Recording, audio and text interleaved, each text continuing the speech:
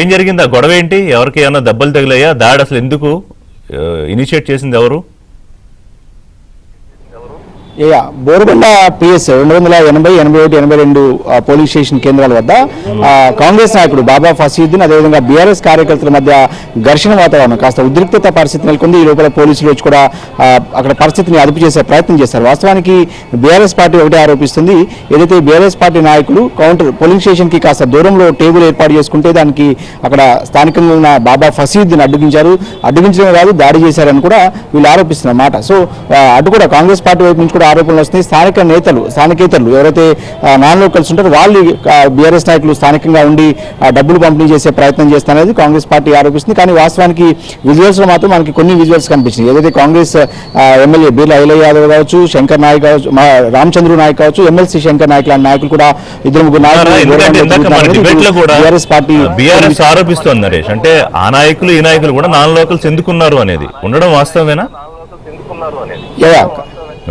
వాస్తవానికి అయితే బీర్లా ఐలయ్య యాదవ్ కొన్ని విజువల్స్ కూడా బయటకు వచ్చాయి సోషల్ మీడియాలో. ఆయన స్థానికంగా తిరుగుతున్నట్టు కనిపిస్తుంది. అదేవిధంగా రామచంద్ర నాయక్ ఉన్నారు, ఎమ్మెల్యే రామచంద్ర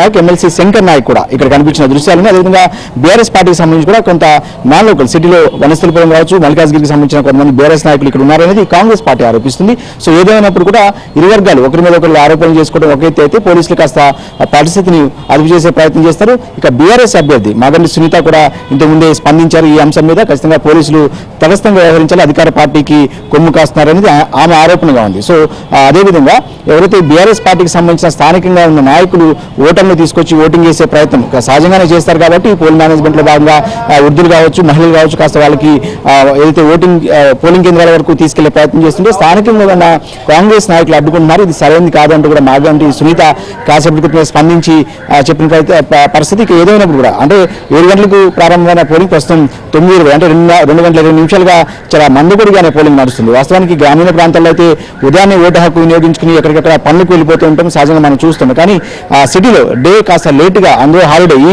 ఓటింగ్ జరుగుతున్న జూబ్లీహిల్స్ కాన్స్టిట్యున్సీ పరిధిలో అన్ని ప్రభుత్వ కార్యాలయాలకు స్కూళ్లకు హాలిడేస్ ఇచ్చిన నేపథ్యంలో కాస్త మందకొడిగా ఒక్కొక్కరుగా కూడా ఇప్పుడిప్పుడే బయటకు వస్తున్నారు. ఓటర్లు కూడా ఎక్కడ కూడా బాధలు తీరిన పరిస్థితి కనిపించట్లేదు. కానీ ఎవరికి వాళ్ళు ప్రశాంతంగా వచ్చి ఓటు వేసుకుంటూ వెళ్ళిపోతారు. ఒక చెదురుమదురు ఘటనలు ఒక బోర్బండ్లో ఇలాంటి పరిస్థితి కాసేపు క్రితం చోటు చేసుకుంది. ఇక మిగతా రెస్ట్ ఆఫ్ కాన్స్టిట్యున్సీ అంతా కూడా చాలా ప్రశాంతంగా సజావుగానే ఎన్నిక జరుగుతుంది. ఇక అధికారులు కూడా చాలా ఏర్పాట్లు కూడా పెద్ద ఎత్తున చేయడం, కాస్త అవేర్నెస్ కూడా తీసుకురావడంతో కాస్త ఓటర్లు వచ్చి వెంటనే ఓటు హక్కు వినియోగించుకుని వెళ్ళిపోతున్నారు. ఎక్కడ కూడా వాళ్ళు స్లిప్స్ పంపిణీలో కావచ్చు, వాళ్ళ ఓటు ఎక్కడ ఉంది అని గందరగోళం. ఉదాహరణకి ప్రస్తుతం నేను పోలింగ్ స్టేషన్ 317, 18, 19 దగ్గర ఉన్నాను. ఇక్కడైతే 3 స్టేషన్లు ఉన్నాయి. ఎక్కడ కూడా పెద్దగా ఓటర్లు బారులు తిరిగిన పరిస్థితి లేదు.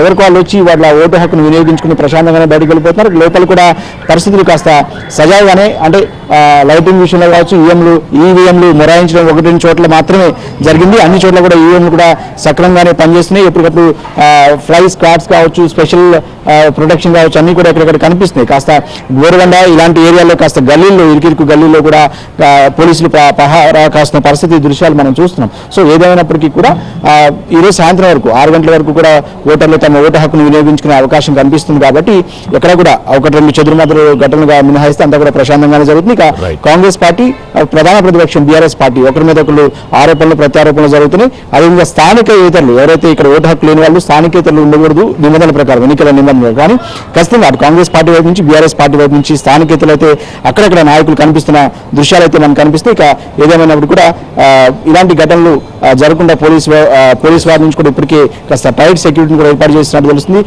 సిఆర్పీఎఫ్ బలగాలు కూడా చేరుకున్నాయి. బోర్బండ, రెహమత్ నగర్, షేక్పేట్, ఎర్రగడ్డ ఇలాంటి సమస్యాత్మకమైన ప్రాంతాలు 139 ఉన్నాయనేది ఎన్నికల కమిషనే స్వయంగా ప్రకటించిన నేపథ్యంలో ఇలాంటి ప్లేసెస్ లో కాస్త టైట్ సెక్యూరిటీ కూడా కనిపిస్తుంది. ఇక ఏదైనప్పుడు కూడా ఒకరి మీద ఒకరు ఆరోపణలు చేసుకోవడం ఒక ఎత్తు అయితే రాజకీయ పార్టీల పరంగా ఎన్నికల ప్రశాంతంగా